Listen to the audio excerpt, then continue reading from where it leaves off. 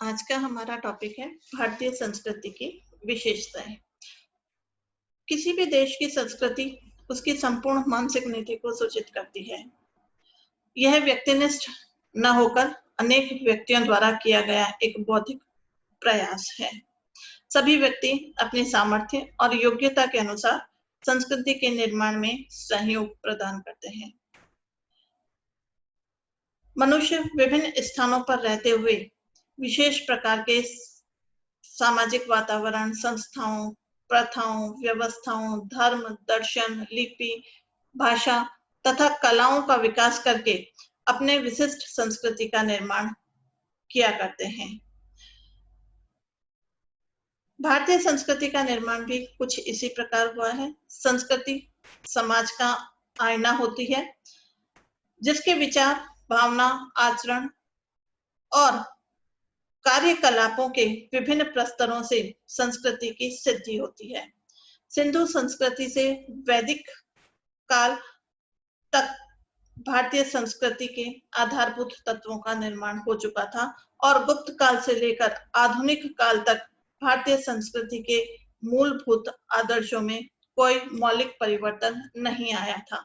भारत की इस समृद्ध संस्कृति ने उसकी भौगोलिक परिस्थितियों और उसके ऐतिहासिक अनुभवों ने, उसके धार्मिक विचारों और उसके आदर्शों ने उसे एकता और अखंडता प्रदान की। सर्वगुण संपन्न भारतीय संस्कृति के इस ढांचे ने काल के घातक प्रहारों और आक्रमणों से भारतीय संस्कृति की रक्षा की है।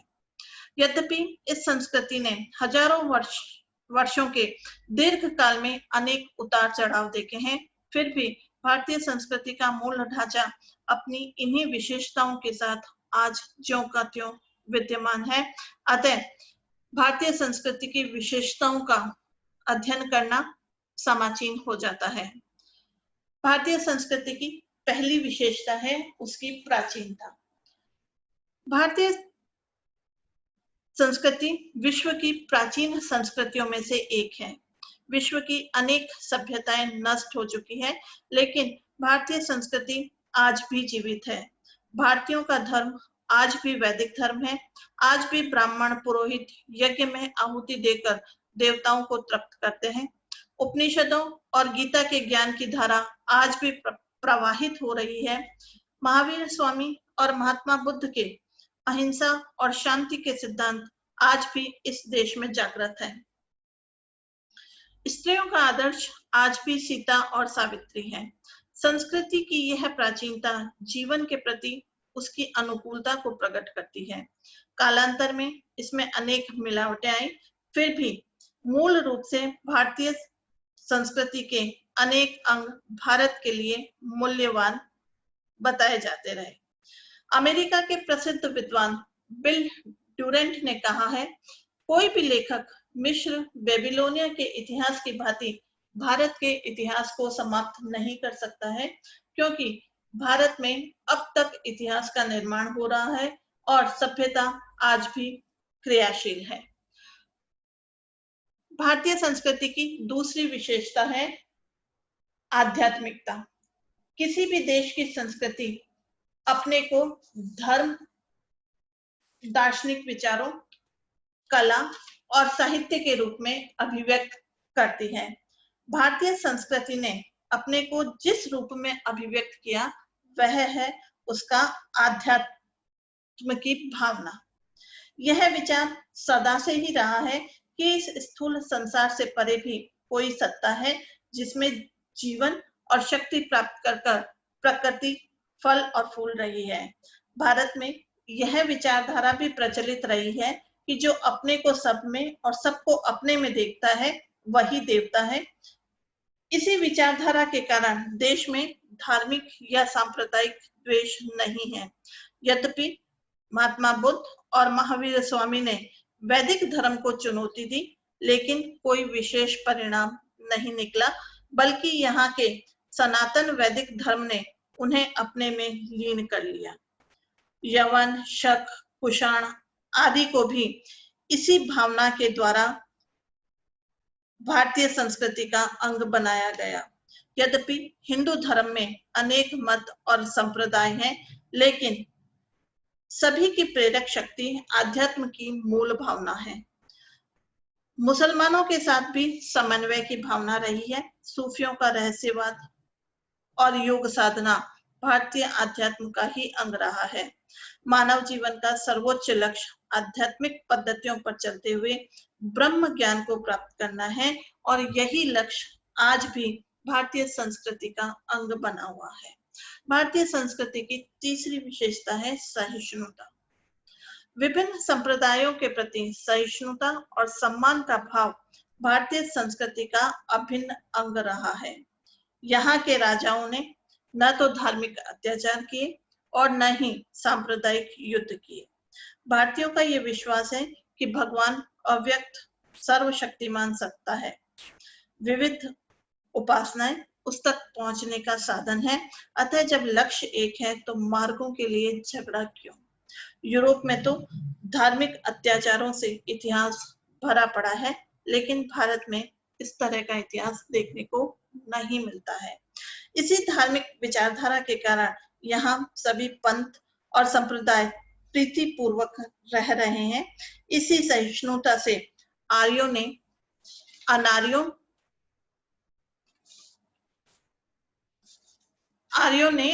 अनार्यों की उपासना विधि को स्वीकार कर लिया।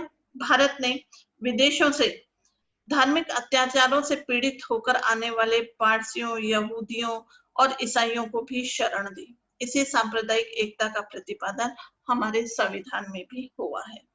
भारतीय संविधान की अगली विशेषता है, भारतीय संस्कृति की अगली विशेषता है उसकी अनुकूल्यता। भारतीय संस्कृति में अनुकूल्यता प्राचीन काल से लेकर आज तक देखी जा सकती है। अनुकूल्यता का अर्थ होता है अपने को परिस्थितियों के अनुकूल बनाए रखना। जीव शास्त्र का यह नियम है कि वही प्राणी दीर्घजीवी होता है जो अपने को परिस्थितियों के अनुकूल ढाल लेता है, और यही बात संस्कृतियों पर भी लागू होती है।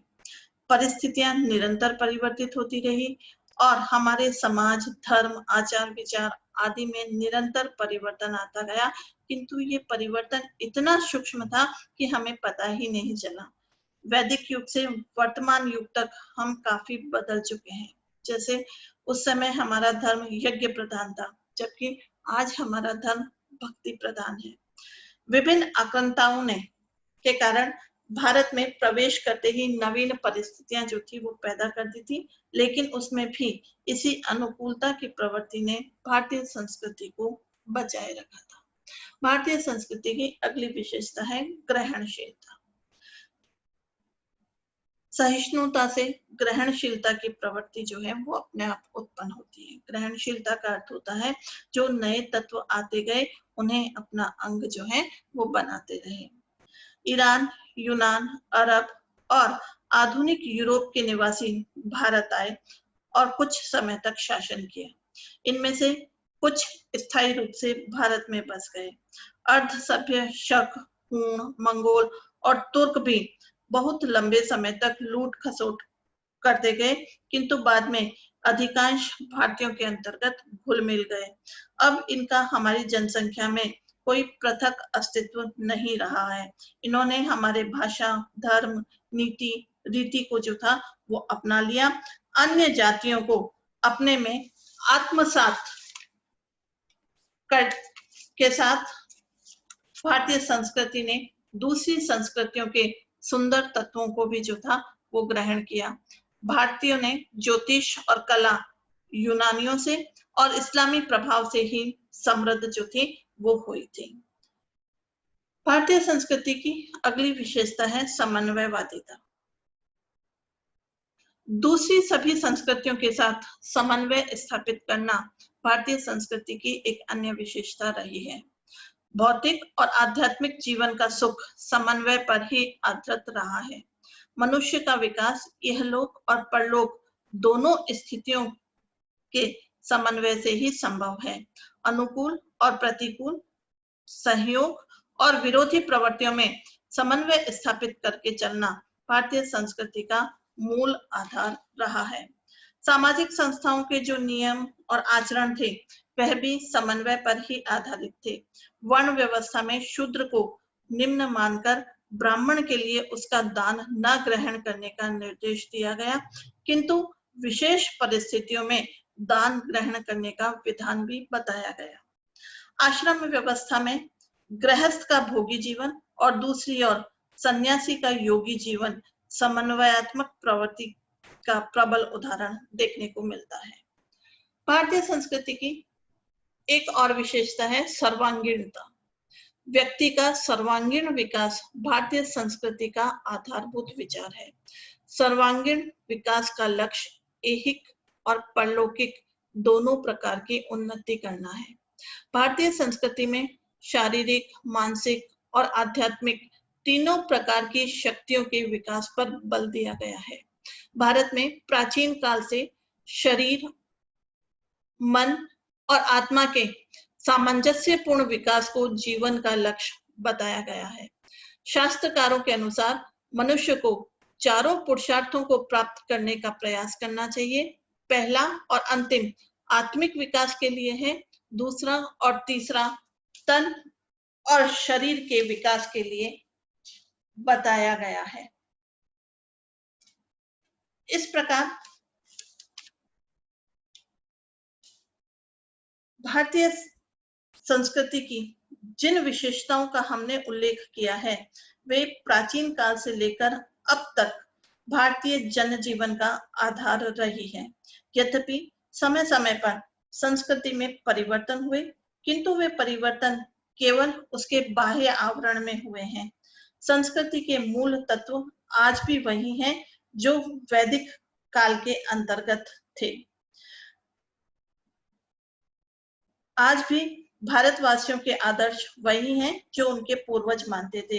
हजारों वर्ष पूर्व राम और कृष्ण को भारतीय आदर्श महापुरुषों के रूप में मानते थे और आज भी मानते हैं। भारत में आदर्श स्त्रियों का उदाहरण आज भी सीता और सावित्री से दिया जाता है।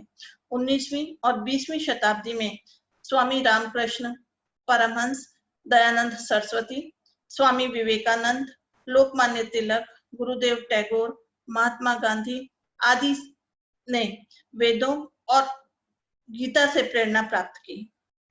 शिव और शक्ति की उपासना भारत में प्राग ऐतिहासिक युग से आरंभ हुई और आज तक प्रचलित है। अनेक वैदिक देवता आज भी हिंदू परिवारों में पूजे जाते हैं। इन्हीं कारणों से भारतीय संस्कृति को सनातन और चिर स्थायी संस्कृति कहा जाता है।